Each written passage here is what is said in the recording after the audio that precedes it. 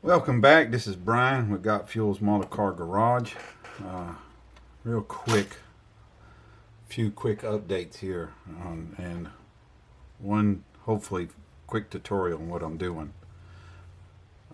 First of all, I reckon I should have been a little bit more prepared. I got with Old Tom Ramler on the photo etch for the grill, and he explained to me to put this piece into the cowl, not the grill, the chrome grill, but just the flat piece, and put the photo etch onto that. And as well as it'll work, I decided I wanted depth to it, to the grill. So I very carefully cut it out and painted it.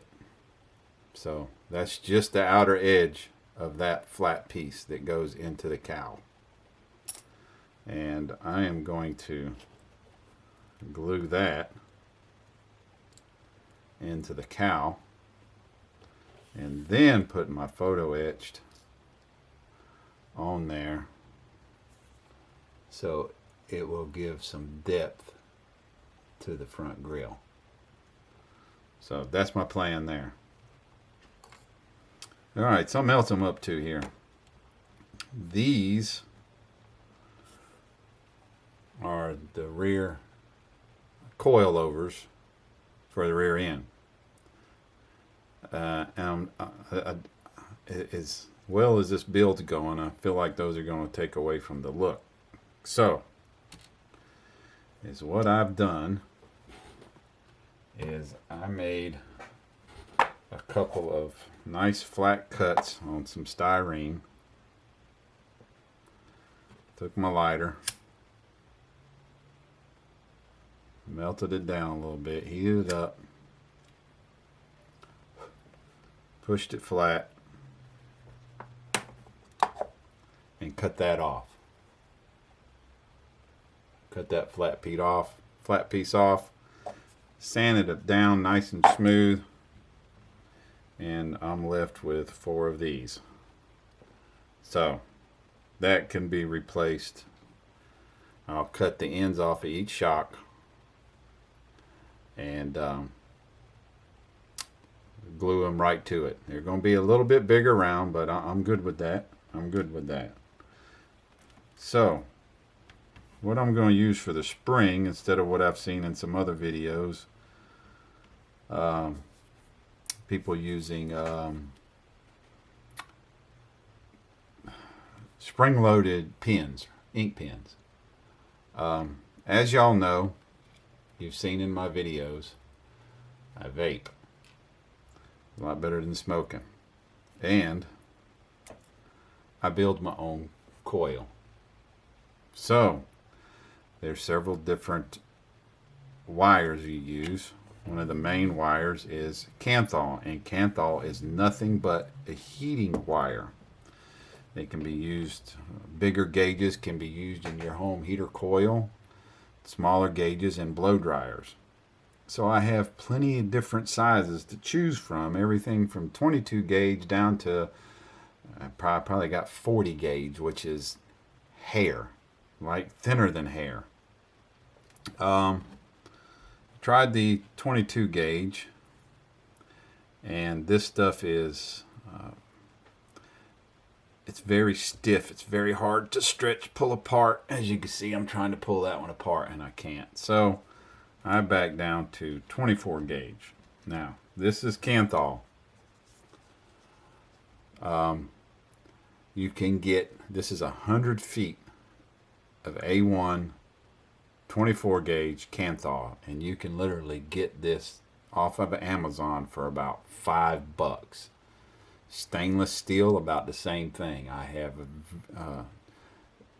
different sizes of stainless steel, which I want to use for fuel line at some point in time. Next time I go to Hobby Lobby, I'm going to see if I can find some beads or something for the clamps, fuel line clamps, like at the carburetor. So you can use a screwdriver if you can find one small enough. I happen to have, this is a Coil Master coiling jig, and it comes in anything from 1.5 millimeter up to 4.0 millimeter, and this is a 2.0 millimeter, which I feel like represents the size of that pretty good, the inside. And I am going to use K&S rod number 801, or 8100 I should say, which will fit inside to represent a shock. There's a little bit of room in there, not a whole lot, but there's a little bit. And also K&S rod number 5501 to represent, you know, the smaller side of the shock absorber. So the way this thing works here, I'll cut a piece of wire off, and you can use a screwdriver if you like.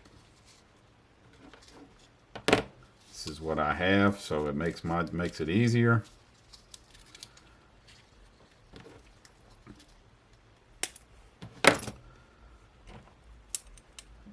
There's a hole.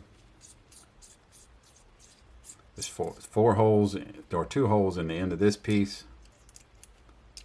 And you can probably find this stuff on Amazon. Coil Master coil jig. You slip the wire through. You take the correct corresponding sides of these on this particular one. Put it on there.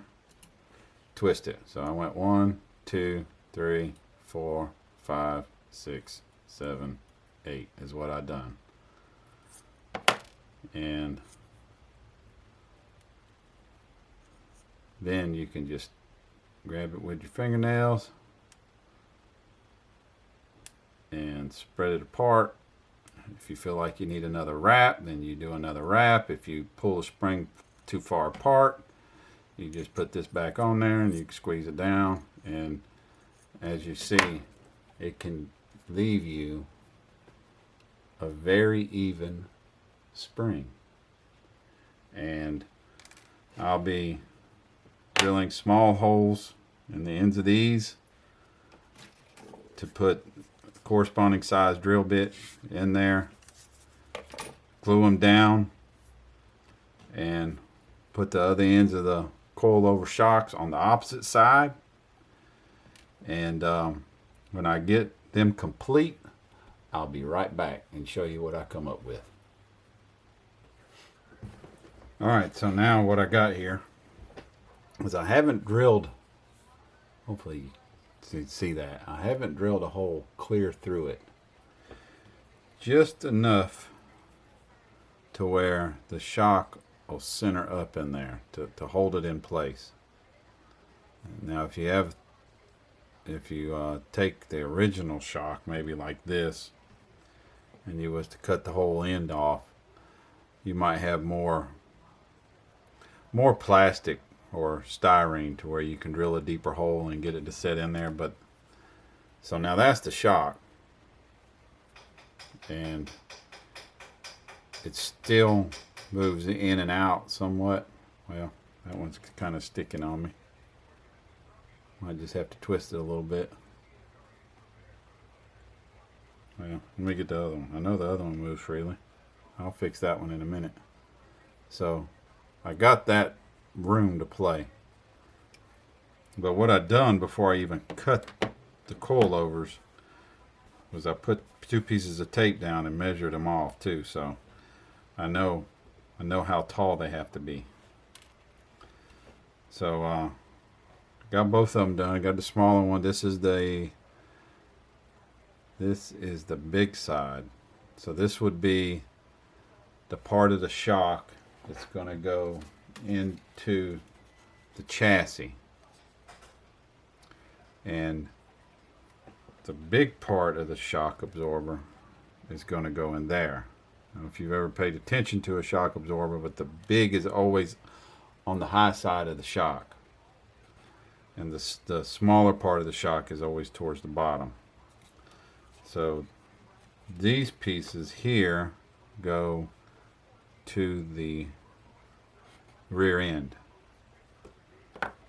and that's the smaller hole. And it's not deep, it's just enough to help me center it up. That's all I did, is drill the hole deep enough to help me center it up, so I can, when I glue it in, it's not going to move anywhere. So that's the plan right now. I'm going to let these are not quite dry from where I cut the tops of the coilovers off and glued them on. So I'm going to quit fooling with them and let them dry up and tack up some more, and then work on this shock and get it moving freely. So then I can paint them whatever color I want, or whatever I want to do. I think I'm just going to paint them yellow. So we'll be back when I get it all taken care of. Alright, now we got them all put together. I went ahead and I beefed up my size of the coil spring itself. This was what, 1.5 I think originally, maybe a 2.0, and it was just too small. It was about the same size as the original. I went with the 3.5 millimeter size, so that's what I come up with. I think they look pretty good. All I got left to do now is just paint them up. I'll just shoot them all gloss black. But so they would normally sit right here and right there, and then let me pull this out. Paint's got it tight.